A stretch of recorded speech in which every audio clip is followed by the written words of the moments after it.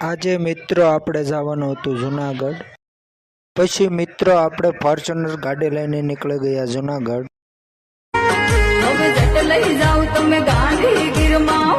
પછી મિત્રો આપણે રસ્તામાં ભૂખ લાગી એટલે નાસ્તો કરવા માટે ગાડી ઊભી રાખી।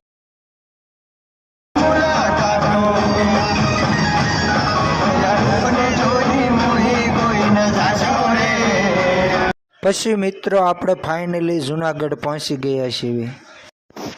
પછી મિત્રો આપણે ત્યાંથી ભવનાથ મહાદેવના દર્શન કર્યા। મહાદેવના દર્શન કર્યા બાદ આપણે જવાનું હતું જટાશંકર મહાદેવના દર્શન કરવા। પછી મિત્રો અમે તો પાણીનો નજારો જોઈ અને કિલો ફોટા પાડી વાળા।